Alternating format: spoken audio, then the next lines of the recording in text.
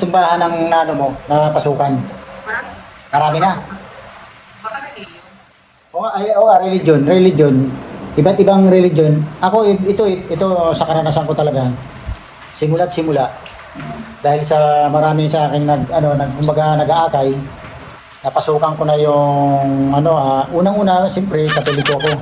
Bible Baptist, tsaka born again, tsaka Iglesia, Victory, Jesus, ano ba yan? Jesus Miracle. Lahat yan napasukan ko na. So, meron kasi akong kwento dyan ba? Meron akong kwento dyan sa batay dyan sa di ba pagkaalam ko sa kaibigan ko, pero ako naka-experience na rin talaga ako niyan. Kasi ito talaga nakita ko. Di ba sa iglesia ba, magkano ba ang kinikita mo? 10% ang kinikita mo? Magkano kinikita mo? 10%? 10%. So, ang magiging donasyon mo yung 10%. Oo. So, meron akong karanasan na talagang ito, si Ka Roger at saka si Ka Almar. Roger at saka Almar, magkapatid yan, puro businessman yan. So, nagsisimba talaga sila. Hindi man talaga sila na iglesia, pero nagsimba na rin sa iglesia. So, mga talaga sila, mga business. Akay sila, businessman. So, gusto nila maging, sila, popular. Maging sikat, siyempre, businessman ka nga, mayaman ka. Ito si Almar, may bakery.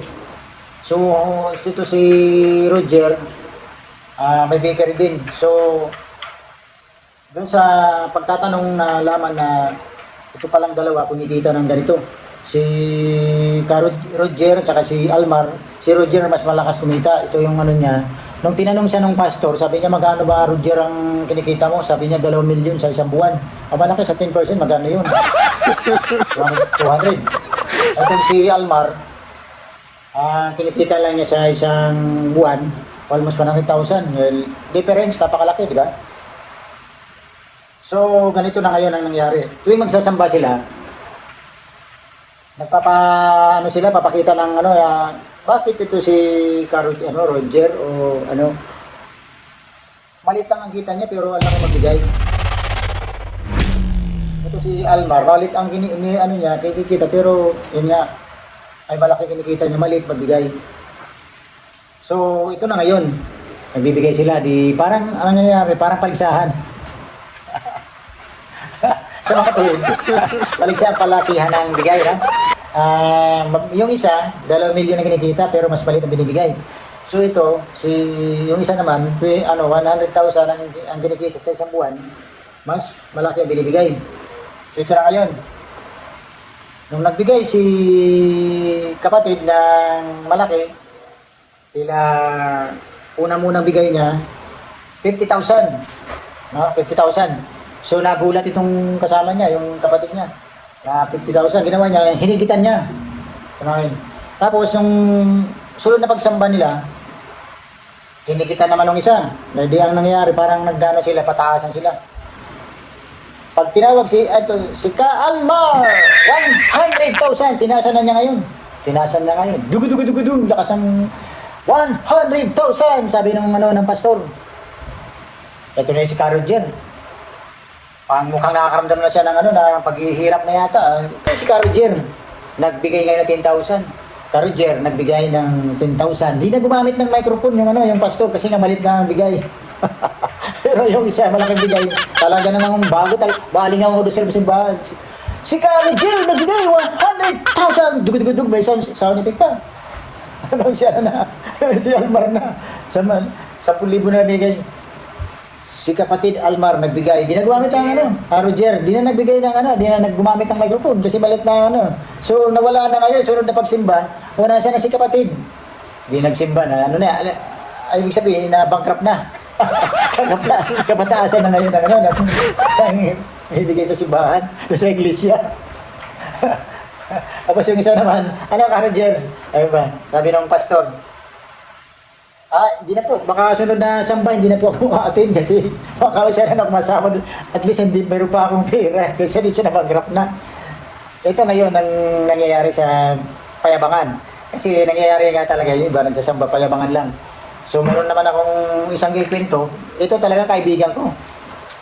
Bicolano, medyo mayabang siya eh. Tuwing magsasamba siya, Sabi nga ni Pastor, huwag kayong maramot. Isip-isip niya kasi sabi ng Pastor, huwag kayong maramot eh. Pasunod na pagsimba niya, may dala siyang 1,000. Ito na naman si Pastor, pagpasok naman, huwag kayong maramot. Kasi kung magkano ang ibibigay sa iyo, mas higit pa matatanggap mo. Ito na ngayon. Binigay niya yung 1,000 niya. Hintay-hintay siya, naglabasan yung mga tao. Sabi niya wala na. Sabi niya wala na akong pagkain, wala akong pamasahin, 1,000 binigay ko. Kasi sabi kasi ni Pastor eh, kung magkano yung bibigay mo, mas higit pa matatanggap mo. Tinudo niya yung 1,000. Wala na siya, naglalakad siya, wala na pang ulam, wala pang pagkain. Kinabukasan, nagsimba siya. Ganun siya. Pastor, aso na yung 1,000 ko. Di ba sabi mo? Kinumusta niya yung Pastor. 1,000 ko. Sabi mo kasi, kung magkano, huwag kayo maramot. Ayan, nabigay ako, di ba? Kung magkano bibigay mo, mas higit pa ang babalik sa'yo. Binigay ko 1,000. Asan na yung yung tubo dun sa 1,000 ko? Sagot ni Pastor, joke lang. Joke lang yun. Kasi yung kaibigan ko kasi sugar yun eh. Akala niya madudubli yung 1,000 niya. Sabi ko, ngingot ka, simbahan yan. Ito naman ako sa Katoliko. For the first time nagsimba ako, ang Katoliko talaga, wala pakialam mo magkano ibigay mo doon sa basket, wala pakialam yan. Nagulat lang ako kasi nung lumapit sa akin yung tawagin yung nag-aabot ng mga basket. Ano tawag yun, Han? Ashiret. Asiret? Asiret.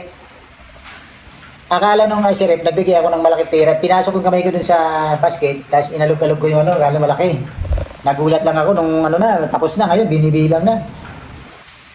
Natawag yung pangalan ko. Si Albert nagbigay ng 10,000! Hindi niya alam, hindi ako nagbigay. Kahit piso.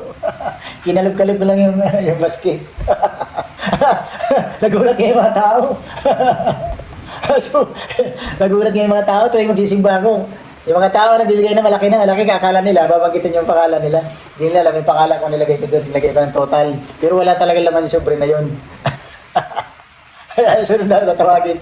Tuwing magsisimba na kayo, kailangan, lalagyan yung pangalan doon, mag-donasyon nyo, para mababanggit yung mga pangalan nyo. Wala na pabari ko na sinisingil na yung pastor. Hindi naman sugal yun eh. Kala niya sugal yun. Sinunta niya sugal kasi yun eh. So ayan yung mga kagago.